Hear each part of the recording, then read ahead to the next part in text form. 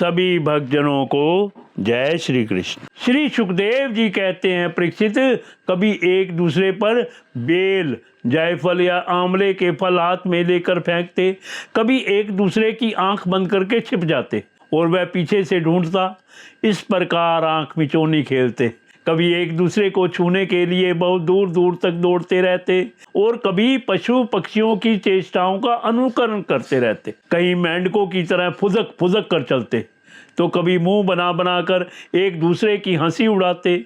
कहीं रस्सियों से वृक्षों पर झूला डालकर झूलते, तो कभी दो बालकों को खड़ा कराकर उनकी बाहों के बल पर ही लटकने लगते। कभी किसी राजा की नकल करने लगते। इस प्रकार राम और श्याम वृंदावन की नदी, पर्वत, घाटी, कुंज, वन और सरोवरों में वे सभी खेल खेलते जो साधारण बच्चे संसार में खेला करते हैं। एक दिन जब बलराम और श्री कृष्ण ग्वाल बालों के साथ उस वन में गौवें चरा रहे थे, तब ग्वाल के वेश में प्रलंब नाम का एक असुर आया। उसकी इच्छा थी कि मैं श्री कृष्ण और बलराम को हर ले जाऊं। भगवान श्री कृष्ण सर्वज्ञ हैं, वे उसे देखते ही पहचान गए। फिर भी उन्होंने उसका मित्रता का प्रस्ताव स्वीकार कर लिया। वे मन ही मन यह सोच रहे थे कि किस युक्ति से इसका वध करना चाहिए।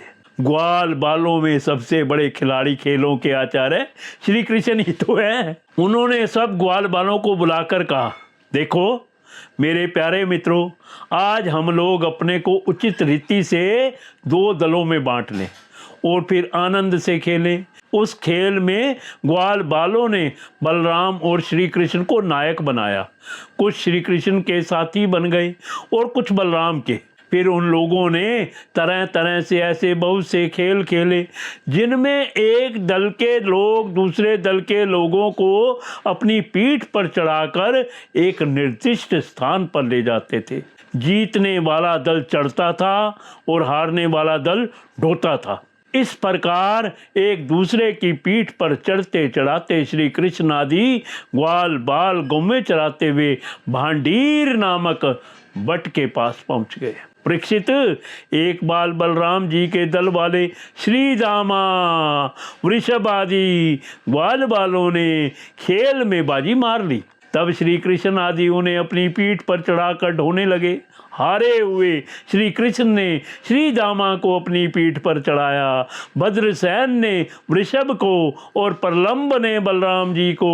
दानव पुंग्य प्रलंब ने देखा श्री कृष्ण तो बड़े बलवान हैं, उन्हें मैं नहीं हरा सकूंगा, अतः मैं उन्हीं के पक्ष में हो गया और बलराम जी को लेकर फुर्ती से भाग चला और पीठ पर से उतारने के लिए जो स्थान नियत था उससे आगे निकल गया। बलराम जी बड़े भारी पर्वत के समान बोझ वाले थे, उनको लेकर प्रलंबासुर दूर तक ना जा सका। उसकी चाल रुक गई। तब उसने अपना स्वाभाविक दैत्य रूप धारण कर लिया।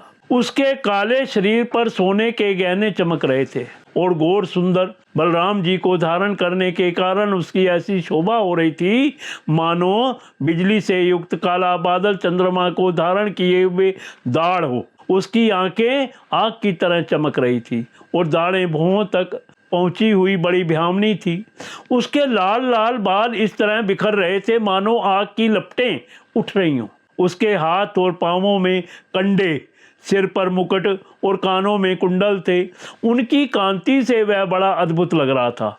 उस भयानक दैत्य को बड़े वेग से आकाश में जाते देख पहले तो बलराम जी कुछ घबरा से गए, परंतु दूसरे ही क्षण अपने स्वरूप की याद आते ही उनका भय जाता रहा।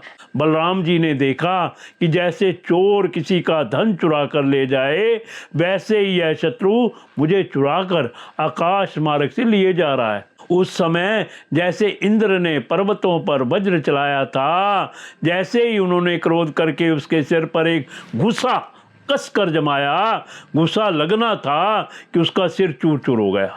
वह मुंह से खून उगलने लगा, चेतना जाती रही और बड़ा भयंकर शब्द करता हुआ इंद्र के द्वारा वज्र से मारे हुए पर्वत के समान वह उसी समय प्राणहीन होकर पृथ्वी पर गिर पड़ा। बलराम जी परम बलशाली थे। जब ग्वाल बालों ने देखा कि उन्होंने प्रलंबासुर को मार डाला, तब उनके आश्चर्य की सीमा ना रही। वे बार बार वाह वाह करने लगे। ग्वाल बालों का चित्त प्रेम से विहल हो गया। वे उनके लिए शुभकामनाओं की वर्षा करने लगे और मानो मर कर लौट आए हों इस भाव से आलिंगन करके प्रशंसा करने लगे। वस्तुतः बलराम जी इसके योग्य ही थे। प्रलंबासुर मूर्तिमान पाप था, उसकी मृत्यु से देवताओं को बड़ा सुख मिला।